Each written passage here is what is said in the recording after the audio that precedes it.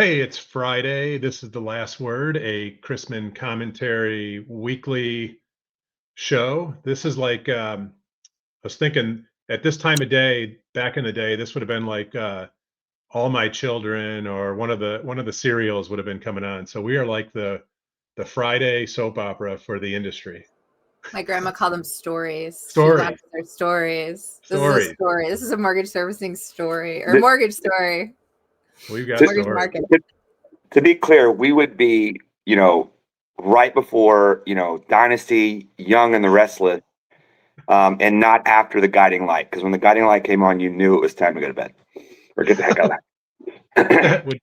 Are you a vampire? Do you sleep during the day or something? Oh, or Well, that's okay. just So when I got just to clarify this, so when I came home from school, my mom was watching those, and when guiding light came on is when she took a nap. I got you. Okay. So that's Yeah. which then I would flip straight to video games. Love it. So people Which that are video joining games are like, though? what the heck are these guys? Why are they talking about soap operas? And that's what we Well, do. I am here at AIM Fuse, and and I really try and stay off of like Facebook. I really do. But apparently, there's drama out there, and I don't Okay. know. I just I don't care. You know what? We're like Switzerland and PMG. I don't care about any of the drama. I love everybody. We try and support everyone. We just want to do business and just do our work. We're a little small, little gal under the radar, right? So that's it. So let's start. I know we were going to talk about MBA, but let's start with AIM Fuse because it's a big event, annual event, and um, Nashville Gaylord, the Gaylord Resort. Is today like the official first full day, or did it kick off yesterday? Today's the first full day. Okay, So gotcha. so I'm missing everything because of this, but that's okay. It's only 30 minutes, but yeah. Matt Ishbia was just wrapping up, and then they have a lunch, and there's speakers throughout the day. So it's actually the resort's actually pretty cool. Yeah, I've So been there. I've never been to Opryland. I've been to I think there was maybe a servicing conference that was there maybe I don't know a bunch of years ago. I don't mind it because it's like on its own. You're kind of disconnected from everything, so everything's just kind of housed in one spot. And to shout out AIM Fuse, I did get a sneak peek at the agenda. Kind of Jason Frazier showed me kind of what was going on. They did a nice job in terms of the content. There's a ton of content, a lot of great industry folks and brokers that are sharing. Obviously, Matt doing his thing, and we're coming off the heels of KP. You were back to back NAM, then MBA. I was at MBA, so Courtney was onboarding, a bunch of loans, so she was a little busy. But MBA was great. It was well attended.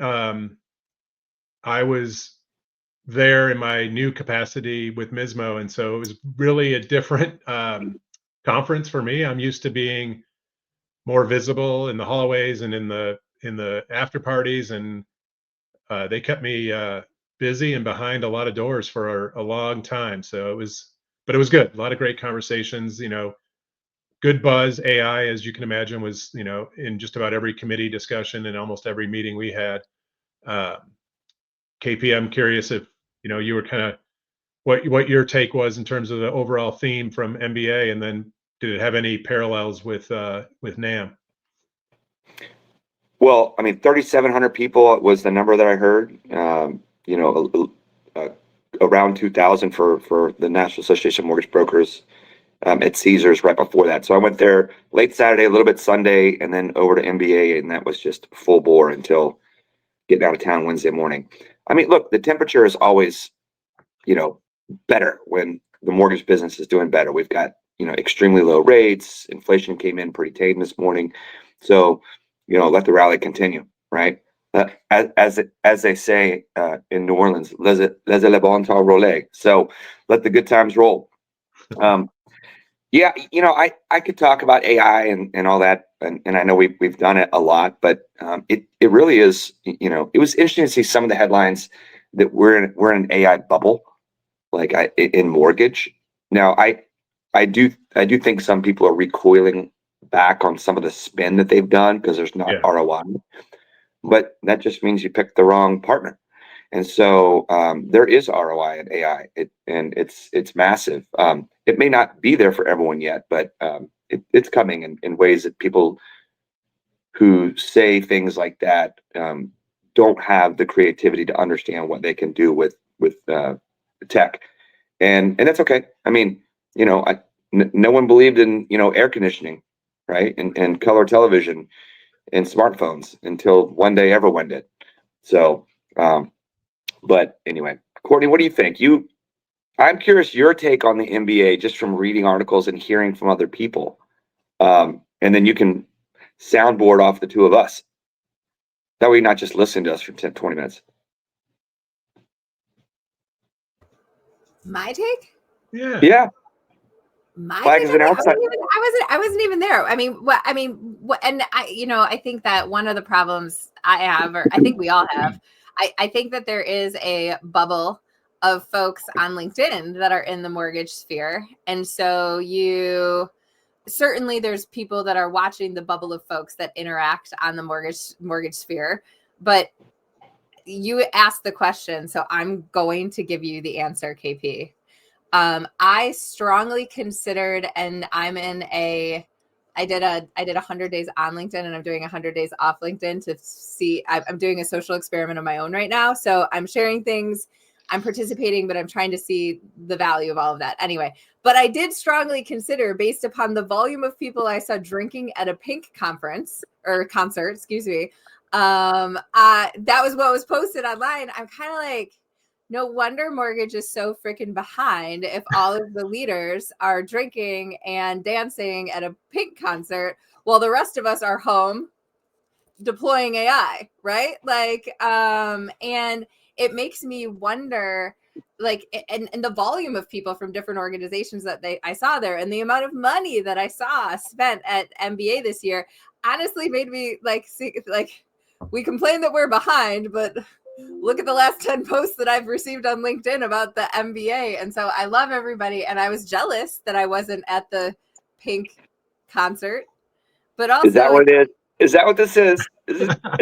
Are you getting your feelings no, out because you need to go? I went to one in Metro Detroit earlier this year, but I think it does beg an interesting question in terms of, and I understand if you're a vendor, and this kind of goes back to Brian's comment at the beginning. He attended a conference for the first time with a new title, like a new role, a new position, and it changes your conference experience, right? So I remember one of the most interesting learnings I've ever had in mortgage, and call me naive, and I always am, but my heart is always in the right spot.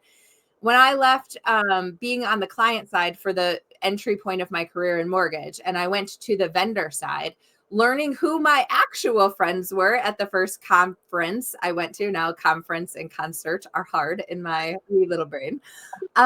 Where I was just like, all these people that used to like know my name and say hi to me. And it kind of just never occurred to me because I had never been on the vendor side. And it's so hard to be on the vendor side. Brian just left the vendor side. Now he's El Presidente. But, I think that how our title and how our role meets the industry and what components of our jobs are because of that, right? And what people show up with great vim and vigor, right? So you'll see a lot of sub-servicers there and their leadership there who are not home running the shop, right? They're there hawking sub-servicing, right? From a me-level perspective, you always see the legal networks from a servicing perspective. The lawyers are always there, right? Title companies. Ooh, we gotta love the title companies. And AI now too, but I'm just curious with the volume of conferences and the amount of money that we spend in this space, getting back to ROI and getting back to, AI and all of these other things. It's, where are you spending your money and what does that look like? And how does that get you to the places that you're going? Right. I don't know. I think that's a important question. What I guess my biggest question for both of you, diatribe over, is What is a new learning that you gathered at the MBA Annual conference? Because I would quarrel that if we're not learning new things, are we just spending money on going to Pink concerts? See, fucked it up again. Oh, there you go. I have two things before I get into the new learning. First one is I did not make it to the Pink concert or Pink conference. She might have done a separate conference. But I too have seen Pink live before. And my understanding was the venue that she performed in Vegas didn't have a high enough roof, so everything was on the ground. So she wasn't flying around, which is kind of her thing. Bummer. She's an amazing entertainer, by the way. And athlete. Yeah, exactly. Yeah. So I did not make it to the concert. I was at a dinner that I planned to stay for 30 minutes that, went 3+ hours. So that was one. What was number two? Number two, Courtney, I want to go back to your comment around, sitting in a role as a client, moving to a role as a vendor. I did the same path, right? And this is more of a PSA for all y'all that are out there watching. Who we are and what our title is, whether we're a client or a vendor, or in this case, more of a association advocacy type role, we're still people at the end of the day. We're humans. And Courtney didn't change as a human when she left being a client and went to the vendor. And we all need to take a lesson in what Courtney just shared, because you don't know where Courtney's going to be next, if she's going to have a next. And amen. So, PSA, love the human first, forget the title of where they are. It'll pay you back in spades over time. And I, for a different reason altogether, have experienced that over the last several weeks, that there are a lot of good humans in our industry that care about the human and not the title. And you all know who you are. And I thank all of you for that. And so my learning was, I now have a different level of appreciation for the level of work the MBA and its staff puts in these events. It's so involved. And 7 a.m. staff meetings where the room is full, like 80 people, 7 a.m. ready to go and hit the ground running. If you're on site, we always take for granted how well these things are run. And I got to see from the backstage all the work that goes into it. And it's no different, frankly, than what's going to happen where KP's at with the AIM Fuse event. So as attendees for conferences, it's easy to complain about the dry beef at lunch. But, again, there are humans that put a lot of blood, sweat, tears, energy into this. And so we need to appreciate the humans first. That's all. I love that, Ryan. KP? Yeah, I like that. I always said, definitely, obviously, shout out to the MBA staff. I mean, 3,700 people, it's no small feat. And so, everyone gets different things out of the conferences, right? And I've said this in the past on our podcast, but like when you meet people at, let's say, at a vendor and you become friends with them on a human level, they'll move from place to place to place. They give you more real information about the place they're at. Like they'll just straight up tell you, like, this is what's really going on here. So it's, and I'm not doing it, to justify, the ends. I'm just saying there are benefits that you can never imagine that come out of just being nice to people. What I will say is it is much harder at the bigger show like this because, my schedule is jammed. Like I have meetings, like I'm not very good at scheduling because I do my own scheduling. So everything is like packed.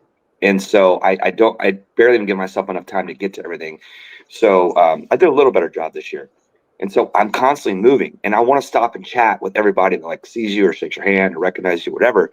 And I don't want to come across rude. So I try and make it a point to like, to talk to everyone to keep that human interaction going.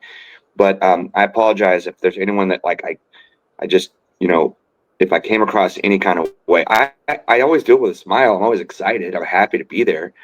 But it was busy. I mean, it's busy. Yeah. I mean, these shows are busy. I mean, and it was very productive. I mean, sitting in, the executive committee meeting for the NBA and learning about what they're going to do with Vieaux and all that kind of stuff, and GSE recap and release and all the different things.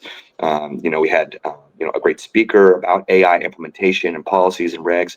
It was just that was just one meeting. And I could go over 50 that I had. But really, really good stuff. I'm excited, obviously, about the industry and where we're going, and to bring it back. I mean, obviously, this conference isn't just about the the concert, right? So, We had but Jim Gaffigan too. yeah, Jim Gaffigan, One Republic. I mean, great dinners, good networking, good people. I learn in every sitting I'm in. I'm asking questions. I'm trying to hear people are talking about whatever it is they're talking about. I got to meet people from the LinkedIn bubble that I'd never met face to face. Yeah. So weird, right? It's like seeing your Pink. teacher at Kmart. at Pink, right? And so and they all look just as great as they do online, right? So no catfishing, but it was just really nice it was really nice, that concert. I didn't know this, but apparently you had to like go down and get your spot, and then they're going to rope everything off. It wasn't like a normal concert where people just start crowding their way into the front, and like they called the ball at one point. They said, "All right, no one else is moving," and I didn't know the rules, right? Excuse me. So I'm in the back hanging out in the bar. Oh, the band Pink's going on. I guess it's time to go up and grab a seat. I'm like as far away as you could possibly be, because I didn't know the rules, right? And I had early access and everything. So I just kind of weaseled my way up to the far left side, and there I am hanging out with a couple people, and just Pink happened to like come to our spot like more than any other spot. Like I have videos of her right in front of me. She was great. Like she's great. She's iconic. You're whether you're a fan or not, you're just it's an iconic performer, right? And she actually sang more covers than anything. She sang Janis Joplin, Bobby McGee, and then rolled right into a Led Zeppelin cover, and that's when from there on it took off. And then of course she sang Four Non Blondes. What's going on? That actually got the crowd going. And Courtney, you'll dig this and you'll appreciate this because you saw the videos. I posted a video on my Instagram. One of my friends is like, "Wow, you finance guys really get into concerts," and everyone's just standing there, like this. It was like. And so like it didn't like people didn't really start getting going until she sang the Four Non Blonde What's Going On song, which is like her second to last song, and it was pretty quick. Actually, it's kind of brilliant if you think about her covering music, because she can probably assume that 25% of the room is gonna like she's at the Bankers Conference. She's probably like, these are all losers. I'm gonna sing covers so that they like what I'm doing, and then I'll sing some of my stuff too. Yeah, 100%. And One Republic, they did the same thing on Tuesday night, which I didn't realize how much Ryan Tedder, the lead. I mean, obviously great band. I had no idea how many songs he wrote for other people. Like he wrote Halo for Beyonce.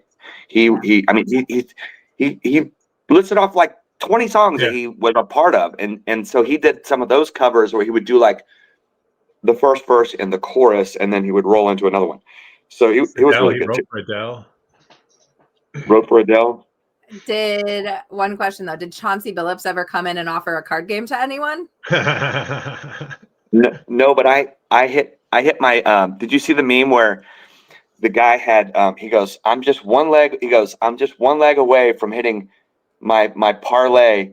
Come on, Jokic, get the triple double tonight. And he had Rozier and Billups arrested by the FBI, Jokic to get a triple double. That was his three hit parlay to win 41 grand. Yeah, I mean, could you imagine? I mean, like, no. You know what? I didn't gamble one time. I was in 3 different casinos, and I never once gambled the entire time. This is the second time in a row I've done a Vegas trip without gambling. It feels great. This was my 4th Vegas trip of the year, and I've ended the year in 4 Vegas trips flush, but I Nice. also didn't bet a nickel on any of the trips.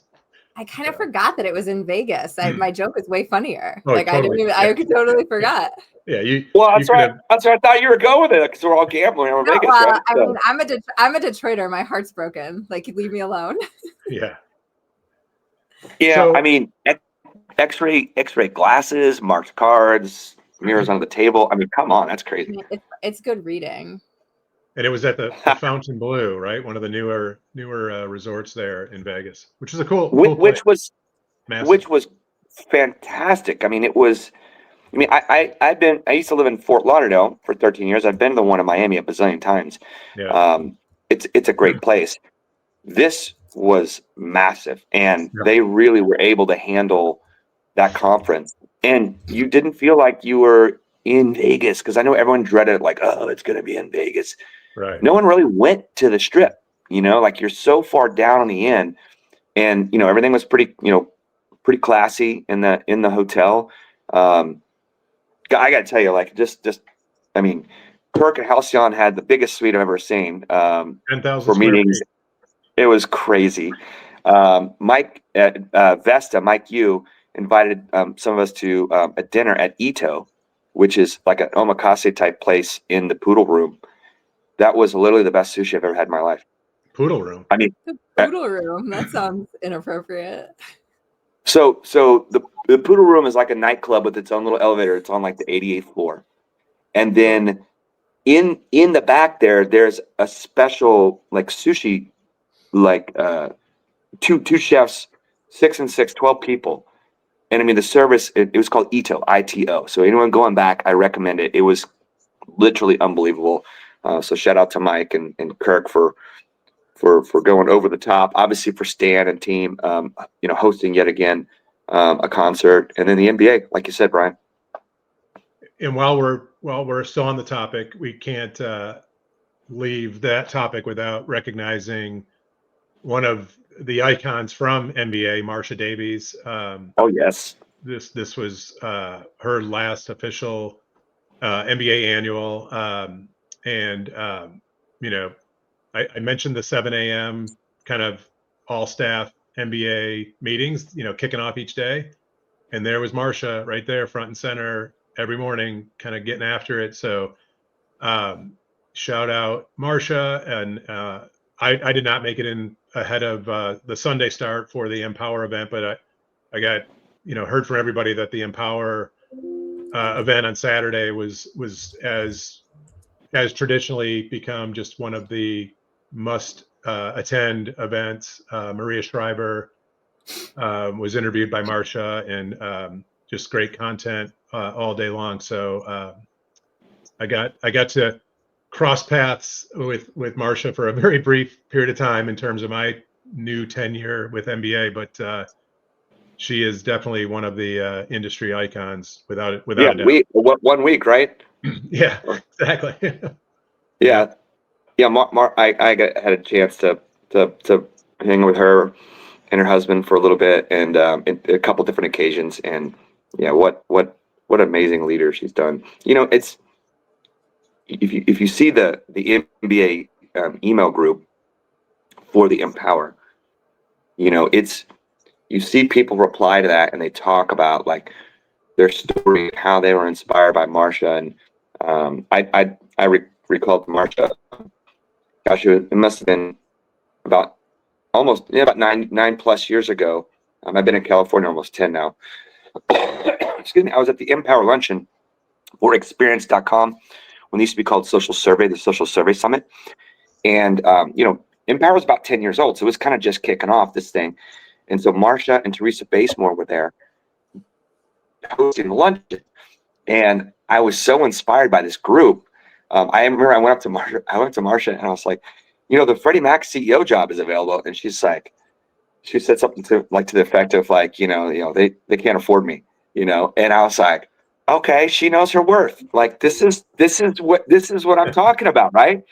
So, I told her just this last week at the MBA, and what it made me do is I went back to PRMG and I said, we need to start the PRMG Women's Advisory Council and just give a place for people to have a voice, like Like if you're in shipping or post-closing, or if you're Courtney who doesn't have a podcast, but you're in servicing, how are you going to have a voice, So anyway, I told her how that inspired us, and she's left a legacy at our company and many other companies. And so, yeah, Oh, yeah. great shout out. Court, last word, get on that one. I think that we do need to create space for new voices. I think that we have major folks that are, coming of age, and the mortgage industry has its generations, right? It has its people that are evolving out and away from, big names, that people that I've seen at the head of everything for a really, really long time. And I think that, even, Brian becoming the president of MISMO, right? Like, as we move up within organizations and we get titles, there's a lot of people, and I'll throw myself in that group, right? I'm a part of the MBA Servicing Executive Council for my first year, right?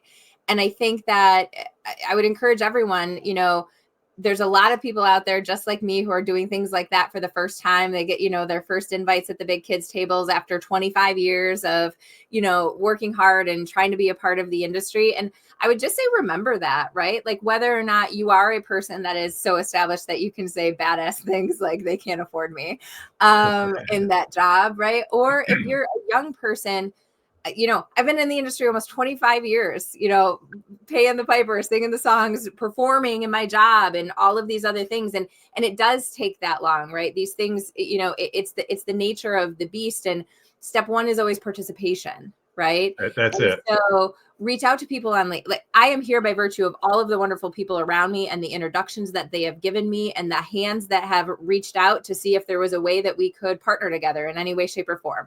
And those exist because someone told me to start doing that 15 years ago, right? They said, you're old enough now, you got to start doing that. And so I would say, like, remember the different roles and how challenging it is in down markets and, all of these other things, and try to be a human when you can, and not a title and not a role in an organization, because there are good people out there. There's stinkers too. Don't get me wrong. There's always stinkers. But to know who the good people are, know who your people are, and know that it is a journey in mortgage to be able to have, these prestigious roles, or to know that you've evolved beyond them, and just keep putting in the minutes.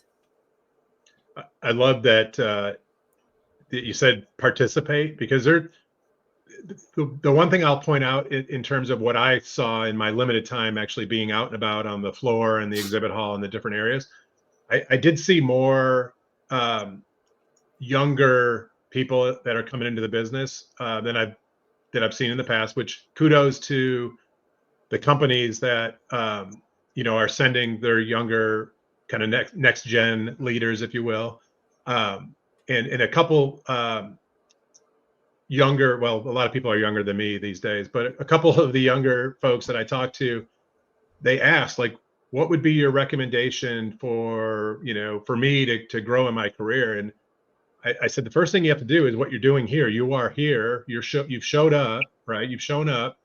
Now find the rooms that you want to be in and participate. I said, too often people feel like they need to wait to be invited, and those days are long gone, guys. Nobody invited us to do this Friday show. Well, sort of, but for the most part, we just kind of kicked the door down and said, we're going to do this. So, there are ways to show up. And I think it doesn't matter where you are in your career or on your journey, there's people that can learn from you, and you just have to show up and participate. And so that would be that's my kind of advice I've given younger people, is just get in the room yourself and participate. And let me just tell you that, like, there isn't instant gratification either. I mean, there are people that are so inspired by Marsha, they want to do what she does. And, obviously as a team, it's a team sport at Empower, but there's people that want to be like her and be her.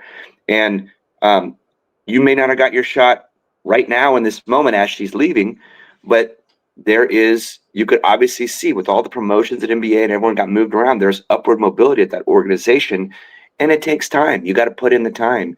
I will say that I do notice, like, there's that there are some people that like instant gratification. It's mostly my kids, but it doesn't work like that all the time. I'm not saying it can't, because, like, If you're entrepreneurial, you just go out and build it. You just, get it done. But those things take time. Everything takes time. So, there's a lot of opportunity that will continue to unfold over time.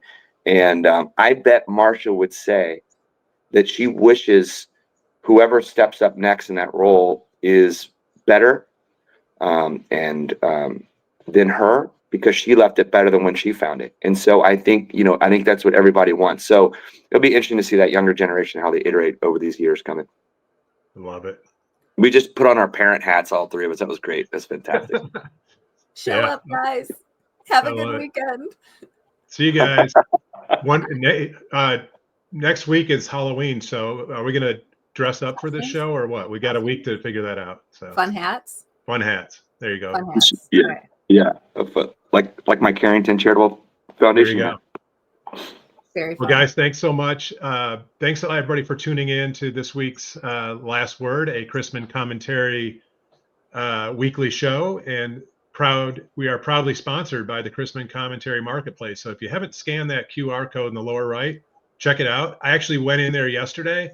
They're loaded up, man. There's a lot of great companies in the Chrisman Commentary Marketplace. So check that out. Have a great weekend. See you next Friday. Bye, guys.